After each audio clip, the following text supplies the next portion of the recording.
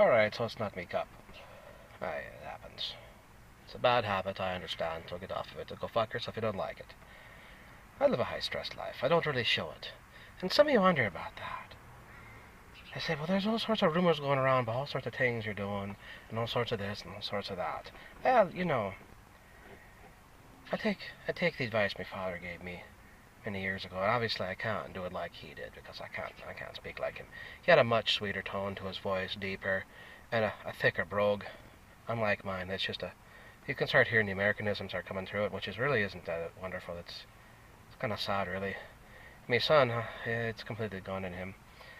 Third generation here in the United States, and yeah, he just has no brogue left in him. He spent too much time with his mother. Anyways, you wonder how I make it to the day. Well, he's living my stresses. I'm working on getting things set straight. I don't got enough money to pay me bills, obviously. Constantly running into issues. There's always problems you're looking at in your family. You just got out of prison. You have no history of car insurance. Your car insurance is fucking ridiculous, and they're just fucking bending you over and giving it to you just fucking right on yours.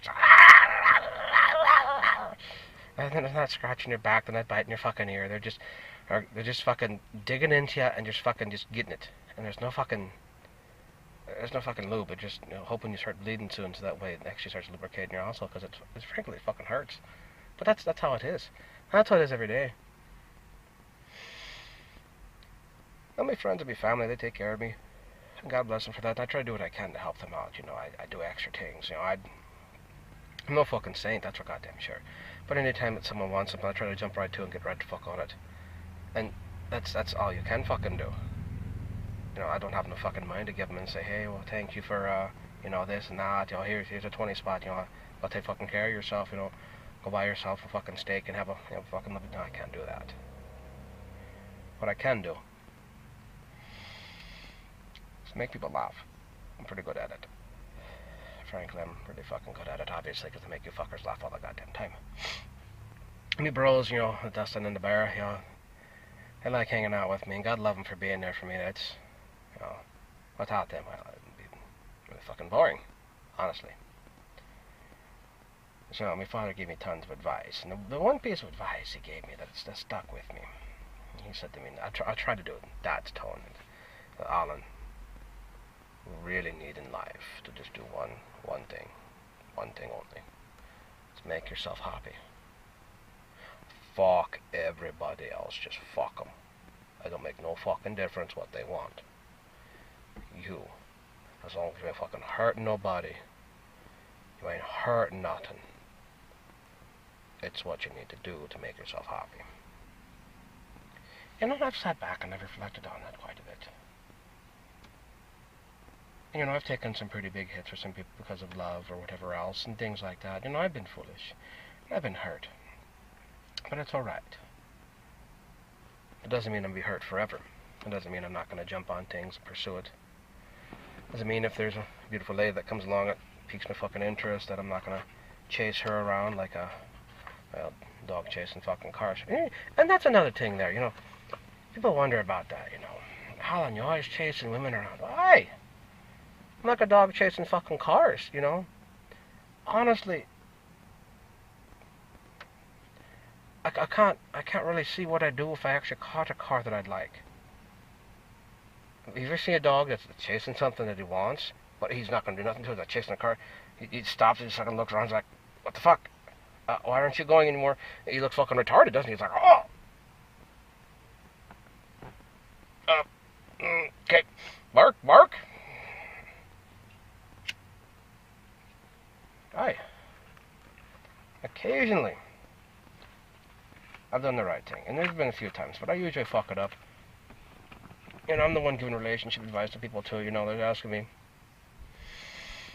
oh, my girlfriend Jenny, I love her, but I don't know how to talk to her. I thought, hang on a second here, are you texting her right now? Yeah, well, let me send you some sweet things to say to her.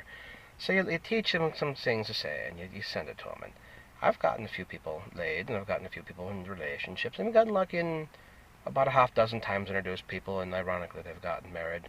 A couple of people actually on my Facebook friends list that have gotten married because of me. Now, when people are like, well, that's pretty conceited of you, Al. You think that you're some wonderful mix-up guy and match-up guy, and you make people get together. You know, even the sun shines in a dog's arse once in a while. Thank you very much. You know, and the person to be given advice is the one who's made the bad choices. That's what I look at it as. And you're like, oh, well, you're one to give advice. Fuck, I'm not. Fuck too, Charlie. I'll fucking give advice. I know what the fuck I'm talking about. I wouldn't do that, bro, because you're gonna fuck that up right now. Don't fucking lie to her. Don't do this. Don't do that. I think that no, she doesn't want that. Just trust me, she doesn't want that. She wants this, this, and this. And it comes right down to three things with a woman. One, there's always that one thing you never fucking know what it is. Good luck. I haven't figured that out. They want to make sure that they're loved. And that's shown through not only expression, but saying it and actually doing something. You know, the little things. One of my friends tells me, you know, it's sweet, you know, the cliche and so on and so forth, but it's kind of sick after a while. She's never really been in a relationship, though. And I had some shitty ones. It happens, I had to. That's why you can call me a hopeless romantic, so when I do chase a woman down, I actually do get a hold of her. I have an idea. I'm usually fucking dumbfounded for a little bit going, oh, I can't believe that fucking worked. Are you serious? It fucking worked, I guess.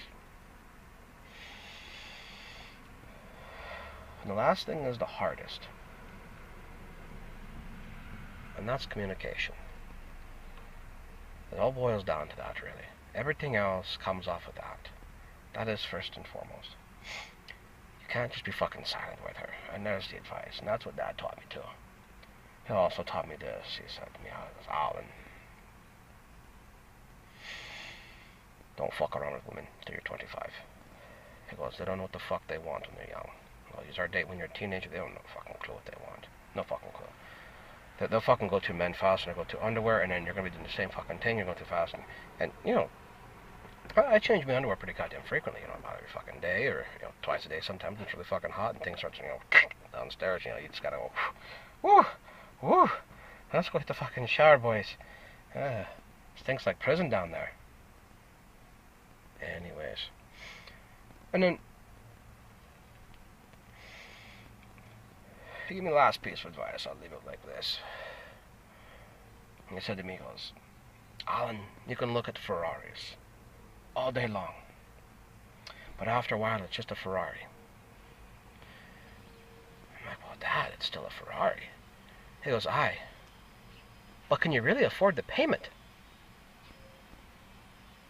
And that left me thinking. Some of these women I've chased around, can I really afford what it's going to cost me? I've tried, I've gone bankrupt a couple times, and run myself straight in the fucking hole trying to have myself a Ferrari. But you know what? That doesn't mean you can't have that thing that you probably can't afford if you don't budget yourself correctly. And granted, I'm never going to try to go for a Ferrari again, but I'll tell you what. If I can get myself a fucking kit car that looks like a goddamn Ferrari and has a fucking, you know, VW fucking air-cooled fucking engine in the back, I'll fucking drive it. Who the fuck's gonna know? I'll ride that fucker all night long. Ride it hard and leave it fucking sopping wet. And by the way, that is a euphemism if you haven't figured it out by now. Same thing with motorcycles. Motorcycles would have worked better for that one, you know, ride it hard, put it away wet. You can ride a fucking Ferrari hard and leave it fucking dripping. Knock it to the fucking seals are just about to fucking come apart. Slam the doors real fucking hard on it, you know. Shove shit in the trunk that shouldn't fit in there, you know. Obviously being gentle at first, you know, kind of ease it in there, and then you fucking just fucking wow, again. Just fucking screaming at you, the fucking harder, deeper, faster. I enjoy smoking way too much. So, last little bit of advice I want to give you. That goes right back to what my dad told me. Father. Do what makes you happy. If you like chasing Ferraris, well, you better be able to pay the fucking insurance too. Fucking English fucks me for time. So, good luck to you out there, and I'll quote Red Green on this one, you know. Keep your stick on the ice. I'm pulling for you. God love you. You know I do.